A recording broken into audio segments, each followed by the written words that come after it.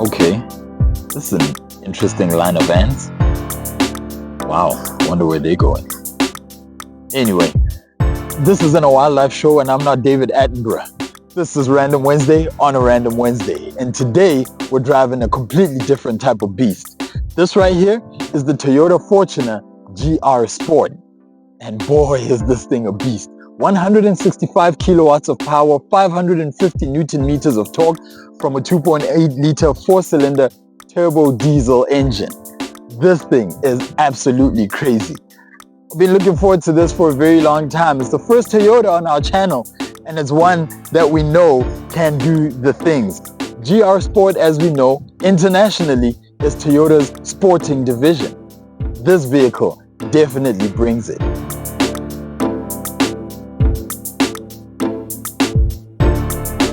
So guys, taking a look at the facade of this vehicle, first of all, these headlights, they're not unique to the GR Sport, but we've seen these in the latest iteration of the Toyota Fortuner.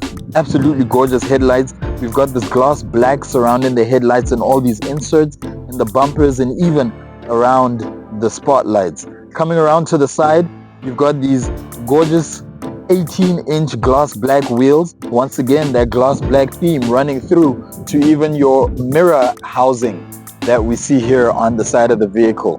The cameras for the 360-degree camera system are also visible there. Then coming up to the top, you've got these gray roof rails that look and feel as sturdy as they are. It's a Toyota, guys. You know those things are functional. And then coming around to the side, you've got that gloss black again around the headlights, down the back of this rear pillar, and then you've also got it on that 4x4 badging. A diffuser. So, this vehicle is all about the drive. Let's take a look at what this baby has in store for us.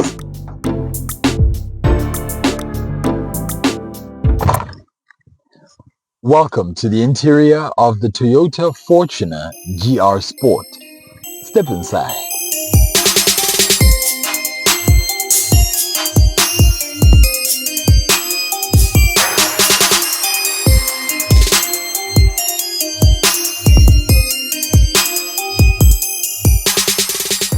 The driving impressions of the Toyota Fortuner GR Sport. Now, Toyota's come a long way with this vehicle. In fact, this Fortuner, if I'm not mistaken, this is obviously the facelifted rendition. It's the second generation Fortuner.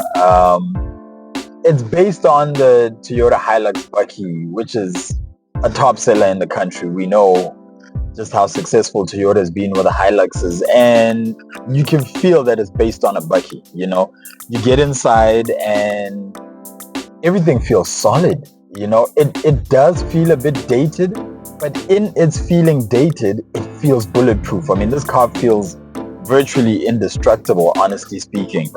And when you match that to the power that you find that this engine pushes out, it's absolutely crazy. 165 kilowatts of power, 550 Newton meters of torque is nothing to be scoffed at. And all of that from a 4-cylinder engine is really something else. Interior appointments feel really good. I love the black headliner. You guys know me and the black headliners, right? That's something I definitely do like in a car.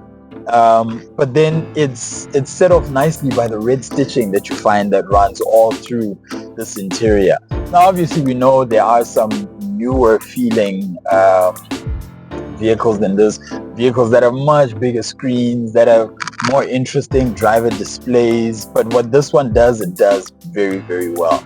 Simple JBL sound system. Oh, that sound system. The head unit and the interaction with the driver is very simple, but I'm telling you, the sound coming from this car, so rich, so full, so clear.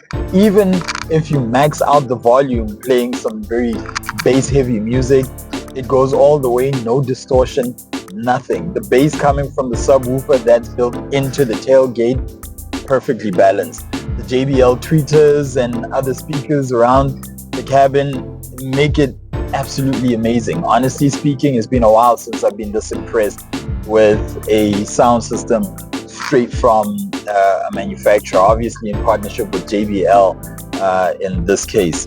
The interior is very dark. It's black. You've got these carbon fiber looking bits that surround the gear knob. You got the GR logo that's sort of placed all around. You see it on the seat behind the driver and the front passenger. You've got it just behind the gear knob, on the steering wheel. The steering wheel is a good size, perfectly round, black also with the red center marking right at the top. And then you've got the red stitching also just above the instrument binnacle behind the steering wheel itself. Cruise control, very easy to use. If you're familiar with the Toyota cruise control system, hey, you won't have a problem setting this one up. I like the perforated leather that they've used on the sides of the steering wheel. It makes it feel very sporty. The last time I drove a car that had this, that felt this good, was interestingly the Golf 8.5. Check out the channel to see how that went. But yeah, behind the steering wheel, obviously this runs all of this power through this I think it's a 6-speed gearbox, and you got the pedal shifters behind it. Now unfortunately it does have a bit of a delay. Now we're obviously not expecting this to be, you know, an out and out performance vehicle, but you know, Toyota is doing some amazing things with its GR Sport division. And when you take that badge and you put it on any vehicle, there's certain expectations that would like to be met. The power from this car is definitely there. It gets up and goes. And as we said, with the power figures that we mentioned before, 165 kilowatts, 550 Newton meters of torque, that's no joke. But yeah, what you want is a gearbox that can keep up with that power. When you flick the pedals on the steering wheel, you would want them to be just that much more responsive. Unfortunately, the lag from that is I feel is just too much. Even if you use the gear shifter itself to go through the gears manually, it will hold on to a gear, which is a good thing, but unfortunately it just doesn't give you the response that you want from a gearbox like this.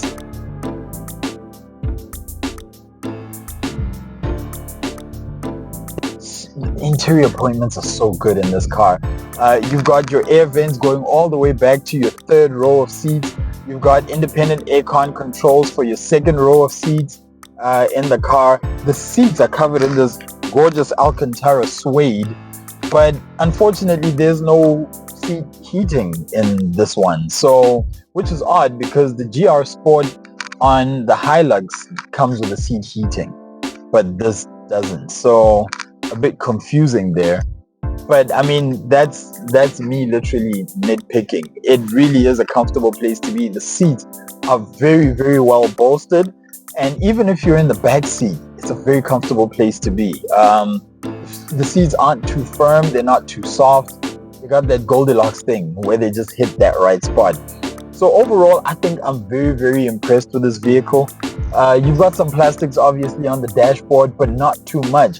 They got this leather wrap that they got on the dashboard in certain areas, and it just makes it a point that wherever you lay your hand, that it's nice and soft. Your center armrest also very nicely padded, also with the red stitching.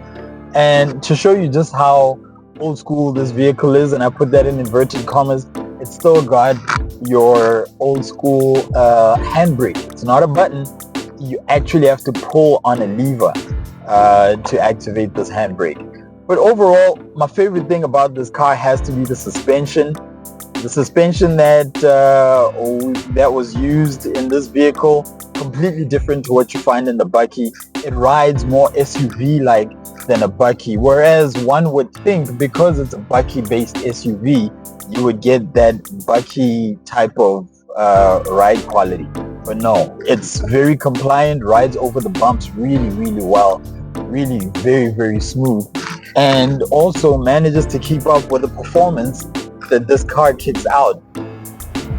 Oh, some strong acceleration And you do feel a difference between your eco and your normal and your sport mode. The sport mode really makes this car get up and go.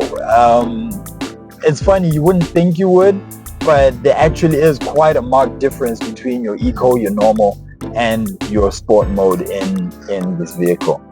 Some great hidey holes everywhere for you to put different things. You got a 2-pin plug at the back that pushes out 100 watts. You got 2 USB ports at the back.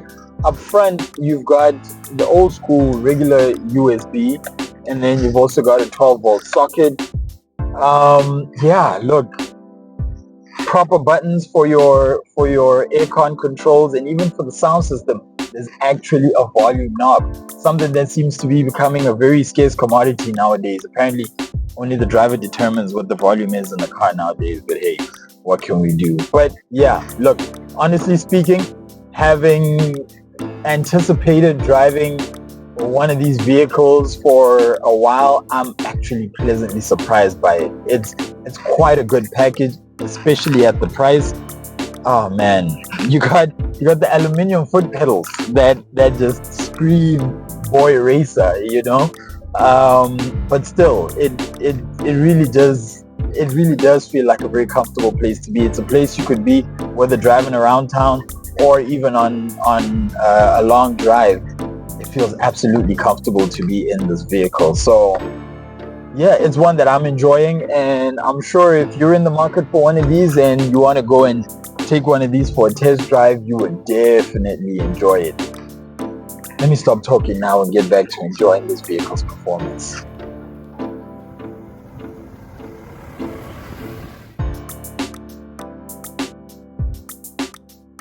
Oh, what a time we've had with this one.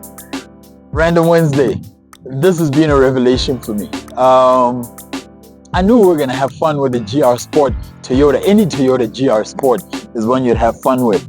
But I had no idea this one was such a riot. I mean, this thing, absolutely gorgeous, extremely powerful. That pearl white paint, really stunning.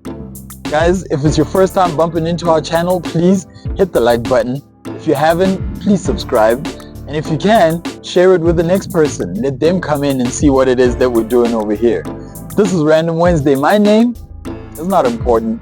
What's important here is what we're doing. Like I say, it's Random Wednesday. Let's get it. Now let's take a look at some quick specs.